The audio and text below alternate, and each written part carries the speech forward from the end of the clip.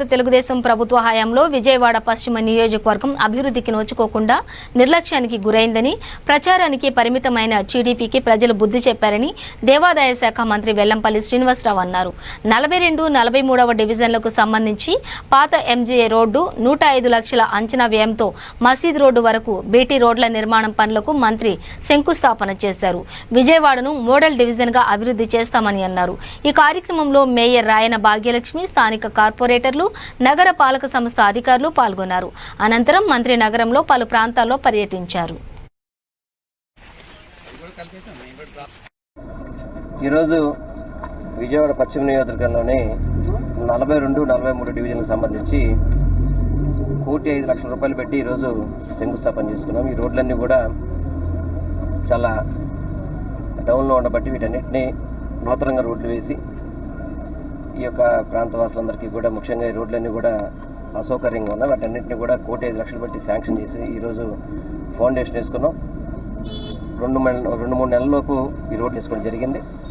అన్ని డివిజన్లు కూడా అభివృద్ధి చేసే మార్గంగా ముందుకెళ్తూ ఈ 20 నెలల పరిపాలనలోనే 100 కోట్ల నిధులు రాష్ట్ర ప్రభుత్వం తీసుకొచ్చి అటు 14 ఫైనాన్స్ కావచ్చు, ఇటు కార్పొరేషన్ జనరల్ ఫండ్స్ కావచ్చు, గవర్నమెంట్ స్పెషల్ ఫండ్స్ కావచ్చు, ఇవన్నీ కూడా తీసుకొచ్చి రోడ్లు కానీ, డ్రైనేజీలు అభివృద్ధి చేయడం కానీ, డ్రింకింగ్ వాటర్ మీద ఎక్కువగా దృష్టి పెట్టి రేపు రానున్న సమ్మర్కి ఎవరికి ఎటువంటి ఇబ్బంది లేకుండా ఉండే విధంగా కానీ అన్ని విధాల చర్యలు తీసుకుంటున్నాం.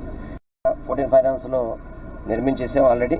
దానికి కొద్దిపాటి పనులు ఉన్నాయి. అవి కూడా రానున్న కొద్ది రోజుల్లోనే దాన్ని ఓపెన్ చేసి ఎండాకాలానికి వాటర్ సప్లైకి అందరికీ కూడా అనుకువగా ఉండే విధంగా చేయాలనేది మా భావన.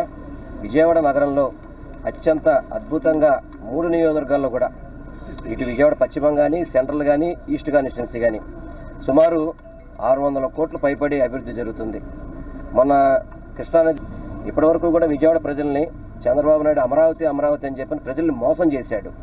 కానీ జగన్మోహన్ రెడ్డి గారు విజయవాడని అభివృద్ధి చేసే విధంగా ప్రణాళిక సిద్ధం చేసుకొని ముందుకెళ్తున్న జగన్మోహన్ రెడ్డి గారికి ఈరోజు విజయవాడ నగర ప్రజలందరూ కూడా చక్కటి తీర్పిచ్చినందుకు వారికి ప్రత్యేకంగా ధన్యవాదాలు తెలియపరచుకుంటూ తప్పకుండా ఇటువంటి అభివృద్ధి పూర్తిగా మా హయాంలో చేసుకుంటూ విజయవాడ నగరాన్ని అత్యంత అద్భుతంగా ఒక మోడల్ సిటీగా చేయాలనే భావంతో ముందుకెళ్తారు. మా కార్పొరేటర్లు అందరూ కూడా అదే విధంగా ముందుకెళ్తున్నారు వారందరూ కూడా అని చెప్పని తెలియపరచుకుంటూ ఈ యొక్క అభివృద్ధిని మాకు సహకరిస్తున్న మా ముఖ్యమంత్రి గారికి ప్రత్యేకంగా విజయవాడ నగర ప్రజల తరపున అందరికీ కూడా మా ముఖ్యమంత్రి గారికి ధన్యవాదాలు తెలియపరచుకుంటాను.